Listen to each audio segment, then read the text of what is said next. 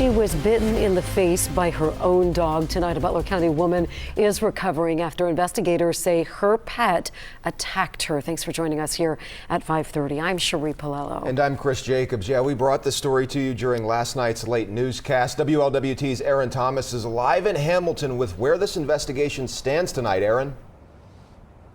Hey there, Chris and Cherie. So, investigators here in Hamilton, they were the ones who provided aid on scene to this woman believed to be in her 70s. At last check, she remains in the hospital where she underwent emergency surgery. And today we had the chance to speak with a dog trainer who says this situation underscores the importance of vetting a dog and knowing its behavior before bringing it home. A warning sign posted outside this home taking on new meaning. Investigators responded to a violent dog attack on Willow Avenue in Hamilton Thursday.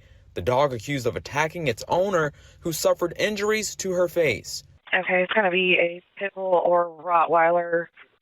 Subject's bleeding seriously. Not sure where the dog is right now. Family members on scene told WLWT the animal bit a woman in her 70s. Dog warden's wanting to know, can you advise if it was an unprovoked bite? Yes, that is my understanding of it. What is the root cause of this behavior? We took our questions to trainer Scott Joyce, who specializes in obedience training in dogs like Loki. Loki, sit. He says the situation in Hamilton highlights behavior based on past traumatic experiences or lack of socialization. The most common, the most prevalent in society is fear aggression. So they're really just trying to protect themselves. As much as some people adore these four-legged friends, Loki, come.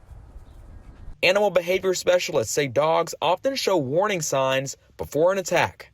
When they're super stiff, when their tail's not moving, when their head is not moving, when their mouth is shut. Those are three clear indicators that something is about to happen. And now's a good time to bring up Avery's Law. If you recall, this is a law that went into effect across the state of Ohio just last month.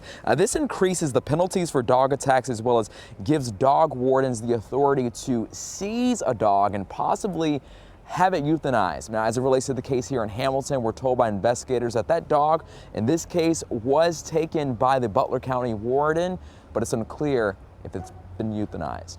Reporting live here in Hamilton, Aaron Thomas, WLWT News 5. All right, Aaron, thank you so much for the update there.